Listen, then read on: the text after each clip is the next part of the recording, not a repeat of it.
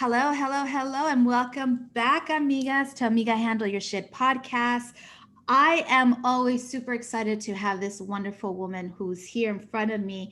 Her name is Veronica Franco. And Veronica Franco and I go back in the BNI times. This is a couple of years ago that I met this beautiful soul, and we immediately hit it off. She is my Aquarian sister. She is my sister from another mister and a superpower. She's been working with Provident Title for some time now as a title as senior VP of sales for Provident Title, right? And she's been in the title industry for the past 26 years. So she is a badass. This woman has done everything. And I want her to let you all know what it takes to be in a position that she's in. And what makes it different is that her life is not about selling, but versus it's about serving. So, amigas, I really want you to learn from Veronica because she has such amazing tips for you. And I want to start off by saying, welcome, Veronica. I love you to death. And I know these amigas are going to love you too. Welcome, welcome to Amiga Handle Your Shit podcast. Oh, thank you, Jackie. Oh my goodness. It's such an honor. When I received your, was it a text? Maybe a text. Yes, it was a text. And I was just so honored because I know I had been on your show before with a group of ladies, and it was amazing. But just to have an hour to myself was just like, wow, that's awesome. So I'm very grateful for you, and I love you too, my Aquarius sister. I, So, oh God, I love you, love you, love you. So let's get started. So, Veronica, you always tell me that you come from humble beginnings, but I want amigas out there to know who exactly Veronica Franco is. Where'd you grow up? Who's your mom? What's your oh. upbringing? Well, Veronica Franco was born in Los Angeles, and she was born in 1974 with immigrant parents, my father, and of course, my mother. And we went back to Mexico because my father wanted to um, go back. He didn't feel comfortable here in the United States. And so, anyway, to make a long story short, things didn't work out in their marriage. And so my mom ended up leaving my dad for just reasons that one day we'll talk about. But anyway, so then we moved to, I remember my story starting in Tijuana. My mom was a single mom. And, I started going to school there, and then where she worked was on Revolution, it's selling little curiosidades to all the tourists. And so since I was born here in the USA, a lot of her coworkers would tell her, why don't you just go live in San Diego? Your daughter is an American citizen and there's a lot of help. So we did that with the help of her brother, and lived in San Diego, and that's where my life changed. Um, she used to clean houses in Coronado and worked very hard. We moved a lot around. We moved a lot, and I never really had a stable childhood. Um, so I would see my mom work so hard, and I just was like, I want to be an independent woman. I would go to Coronado with her when she would clean houses, and I wanted one of those houses. I wanted that life. I'm like, why can't I have that? Oh yeah, no, well, it's a really nice area. And Right, for amigas don't know, Coronado is a city in the state of California, and it is a really, really beautiful. It's by San Diego. So just wanted to let amigas know who are, because this is an international podcast, so they need to know. So Coronado is like really like, just imagine Beverly Hills, but this is all in the San Diego area. Yes. yeah. Oh my God. Yes. As a little girl, I always had big dreams, and so, all her bosses, or, the ladies that she cleaned houses for, they all loved me. I think I was a very charismatic little girl. And yeah, and so they liked me. They were, I wanted to be like those ladies, and so they were great mentors. But anyway, so then my mom remarried this amazing man, Ralph, may he rest in peace, and he became my dad. And he brought us over to Covina, and that's where my life changed for the best. I ended up at South Hills High School, graduated from South Hills, ended up going to Mount San Antonio for community college.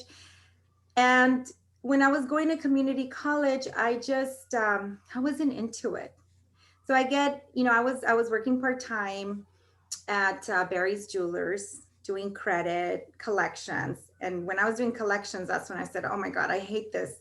I can't be calling people and asking them to pay." And so my best friend, we became best friends. We met there actually. And I have to send her a shout out.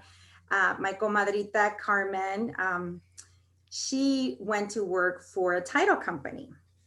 And we were about, I would say, 21. And she said, Vero, they're hiring.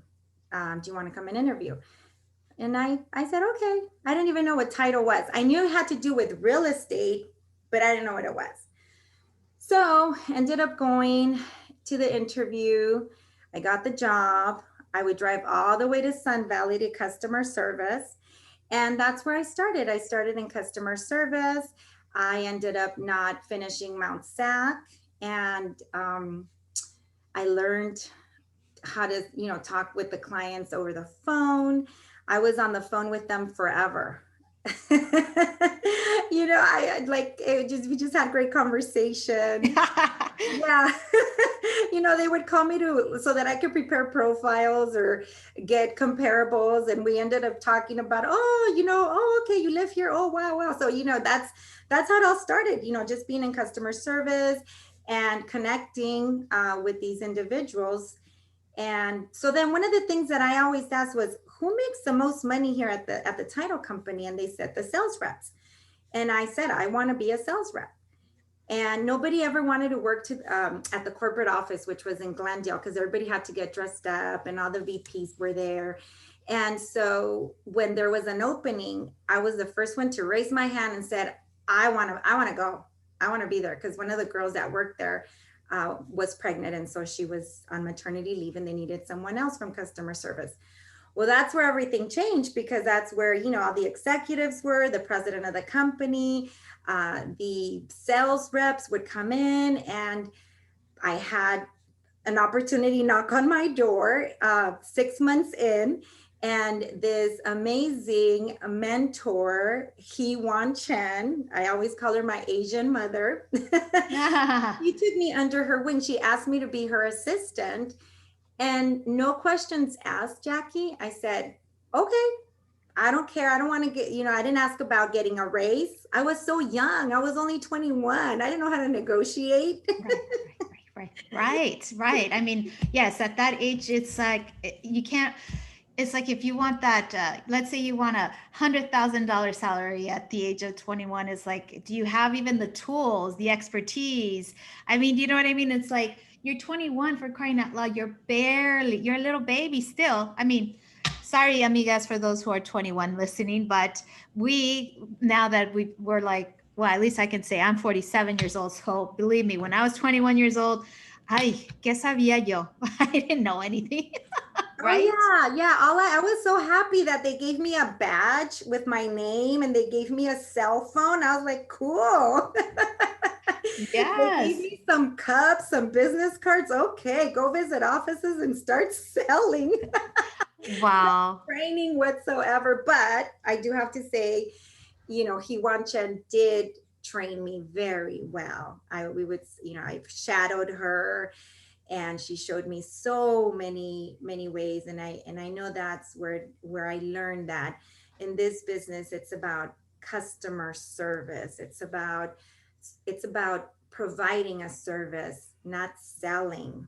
And as the years went on, that's where I come from, and I'm so aligned with my profession because that's me. It's just providing you with, okay, what is it when I meet with clients, Jackie?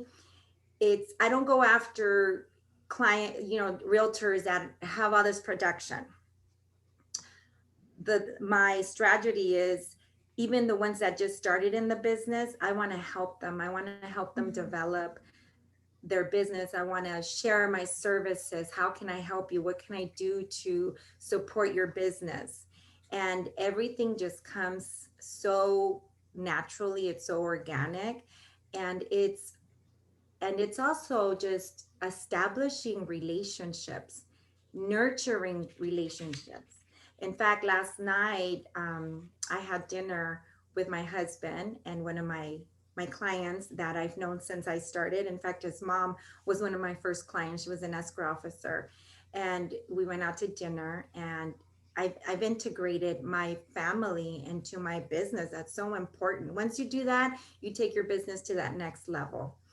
So my husband and I go have dinner with Louie and Bessie, and I mean, I've known this gentleman since I started 26 years.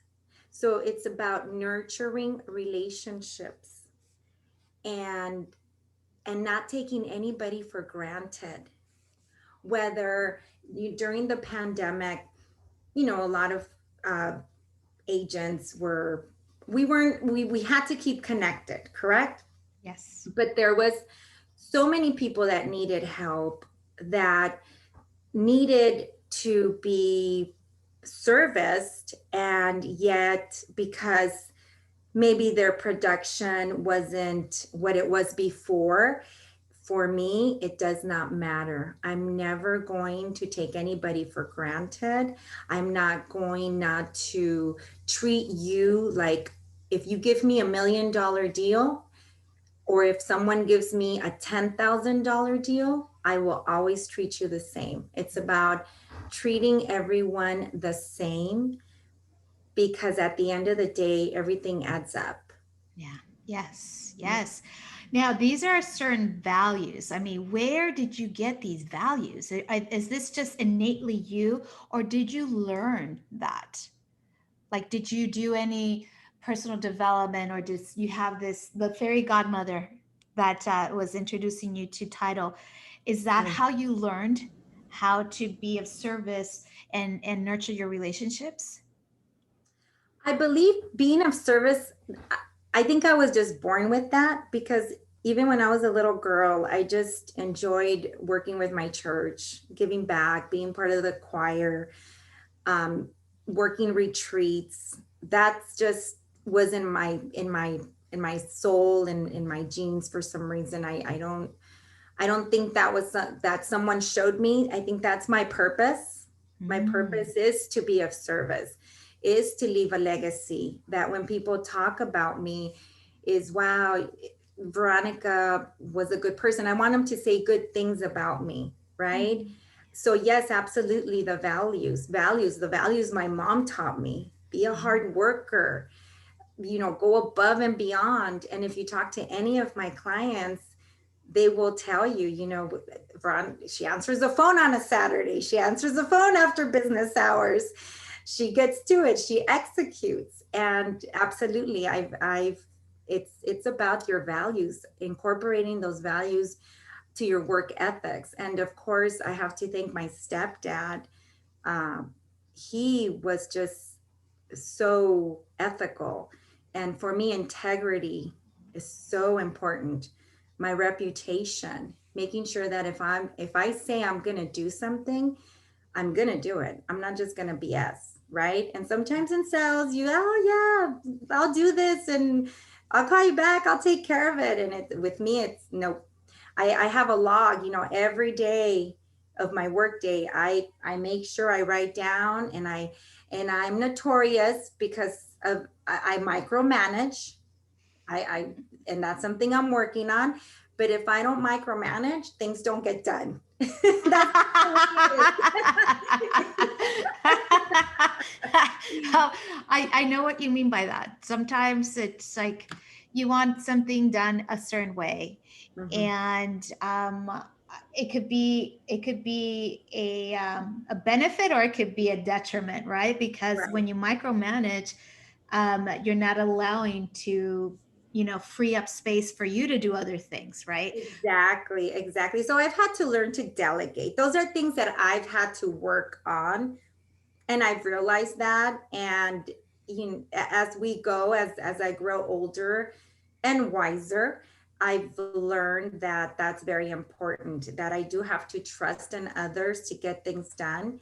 It's taken me a while, but yeah, I'm notorious. If you talk to people in my office, they're like, "Oh my gosh, she's like emailing and then calling us to follow up to make sure we got the email."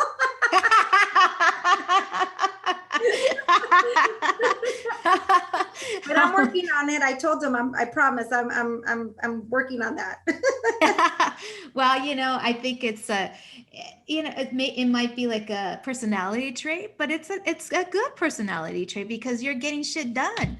That's the whole thing, right? As amigas, this Exactly. podcast is about getting your shit done, however that looks, Mm. right?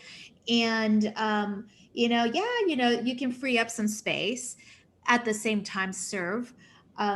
But you've gone this far. You've gone this far, and it has served you. So sometimes I say, if it's not broke, don't fix, right? Right, So, right.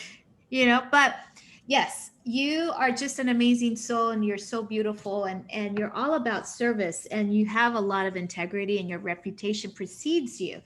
Now, I know that it's taken you years to get where you're at. Now, do you have you ever had a very challenging experience at your job that you you can teach amigas out there what you did to get out of that complicated situation? Oh, absolutely. My goodness. So, I started at 21 and it was good times. I was cute and real skinny and, just going into offices and okay, here's a deal, here's a deal, here's a deal, right? So I never learned to network. That's one thing. I never learned to network. I never grew my business because it was so easy. And so when 2007 came, I was laid off. That's why I always say I have to stay grounded and humble because you can be on top one day and you can be on the bottom the next day. And that just came with experiences and becoming wiser. Correct? So, yeah, 2007 was a nightmare for our real estate industry. And I was laid off and was really sad because I was at that title company for 13 years and it felt like it was a divorce. They didn't take it, they never, they did not take into consideration all the money I had previously made for them. It was like, okay, hey, you're not really closing, bringing in business. So bye bye, see you later.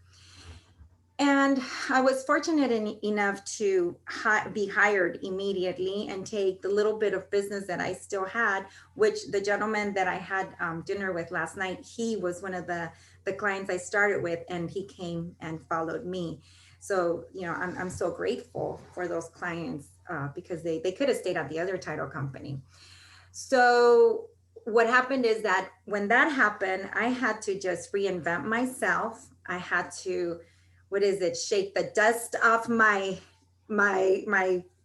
arm, put the sleeves up and go to work again. And that's when things changed. That's when I joined BNI. That's when I started to network opportunities. If there was an event, I was there. I met so many amazing people. I worked the system at BNI. I was connected with some big time influential personalities in the city and just in my industry, and it definitely opened a lot of doors. But I worked very hard. Like I said, the first phase of my title career was easy. The second phase was let's get down to work. I have another opportunity, and here I am. I've celebrated 13 years at Provident Title this past February.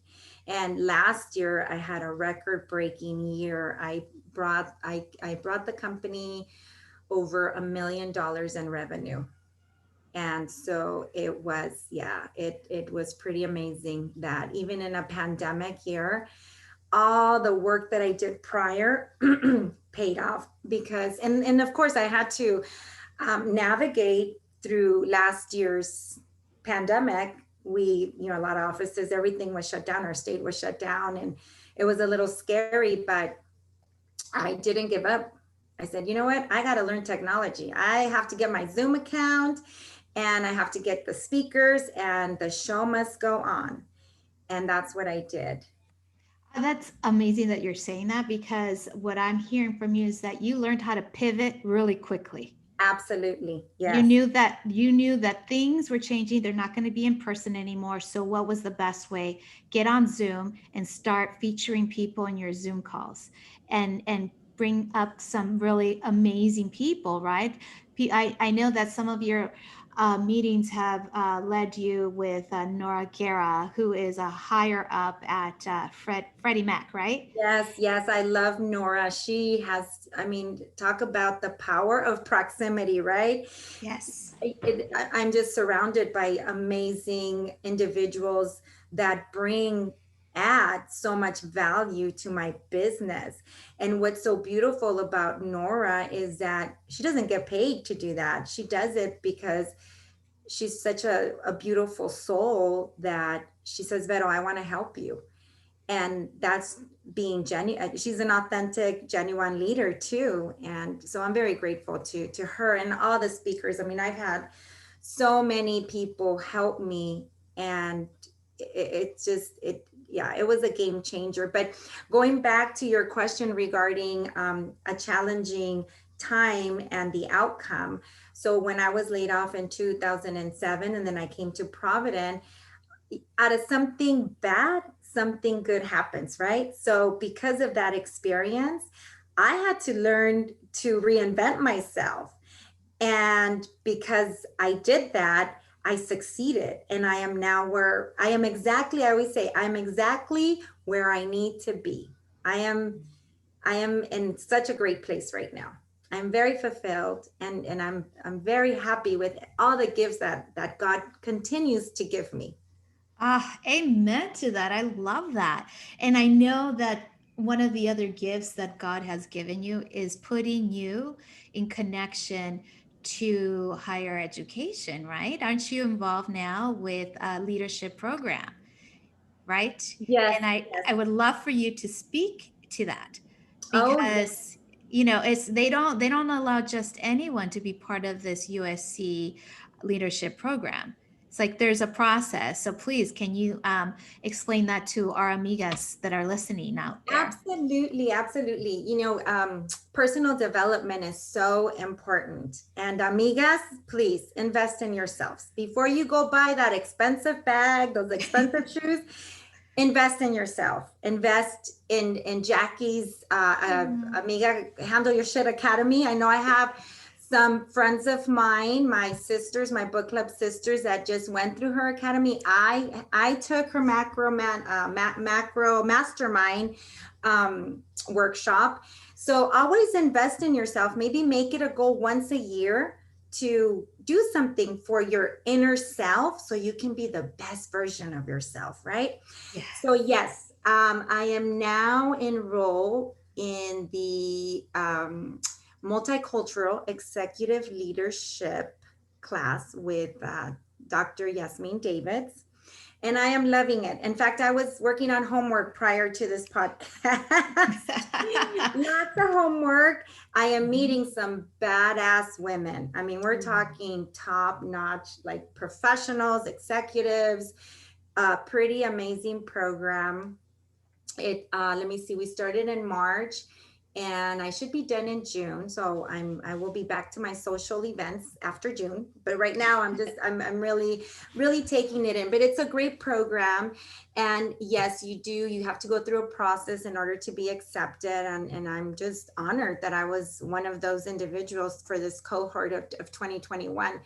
and I'm learning a lot. I mean, that's all I can say. It's whoever's listening, if you're interested, um, reach out to myself or Jackie, and we can give you more information. But it's a pretty amazing journey. Yes. Oh my God. I love that. And I know that Veronica and Nora were like, Jackie, you should be a part of this. And I'm like, yes, but I have so many things going on. I need to catch my breath. That's pretty much what I was saying. But I'm a fellow Trojan, so of course. I love the idea of going back to campus. I mean, I love USC. So anything that USC produces, well, it's gotten its politics, but pretty much it's a top-notch university, and this program is top-notch. So, amigas out there, I'm going to put it in the show notes. It's called the Multicultural Executive Leadership Program, Yes, right? yes. Okay, at the University of Southern California. So I'll put it in the show notes so Mhm. that amigas out there who are interested can go and follow up and try to investigate about this and Absolutely. see if it works for them, right? Yes. So, Veronica, you've had such an amazing, beautiful trajectory with title, and you've been doing this for such a long time. And before we wrap things up right now, I always ask my guests if they could provide us with one or two tips on how amigas can handle their shit. All right. So let's say tip number one is always be professional. Your presentation is so important, and I'm talking first impressions. Always be prepared. Every time I have a webinar or a meeting with a client, it's important that you look your best, that you are professional, and you are prepared.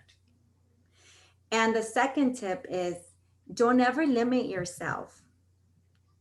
You can achieve anything that you want if you believe in yourself. I'm a big believer of vision boards and manifestation. So goal setting, never doubt yourself. Always believe in yourself, because you are the only person standing in your way, right? I am my worst enemy. So I have to make sure that I believe in Veronica, and I've believed in Veronica, and I have my vision boards, and I make those visions a reality. So always just believe in yourself. Yes, I love that. Oh, for sure, amigas, because if you don't believe in yourself, who else will? Right? Exactly. You need to Yes. be your number one cheerleader. You need to pour Yes. into yourself first in Mhm. order to pour out for other people, right? Yes. Oh, I love that, Veronica. Well, thank you so much, my love. You are such an amazing soul, and we're going to put in the show notes how people can reach you. You're at Provident Title, and you put out these like webinar seminars on a monthly basis. So hopefully, one of those amigas that are interested, how can they be a part of this your seminars and your programs? Is there like a special link that you have, or all they need to do is email you? They can look me up on Instagram. My handle is Title by Vero. So if you want to connect with me, that's probably the best way. I'm also on LinkedIn and Facebook. But those that's probably the best source for anyone that would like to connect with me. I would love to meet more people. Yes, of course. And now that you have this amazing group of women, you're gonna meet even more people. Like your level right now is just gonna like rocket fire. I can just see it now. Oh my goodness. Absolutely. I'm so happy I got you before it all happened. Aw, Because we'll you're so remember today. sweet. We'll remember today. Oh, I love you, Veronica. Thank you so much for I being love here you with too, us. Jackie. Love you too. Oh, Thank you so much. I'm very honored. Thank you. the honor is all mine. Thank you so much.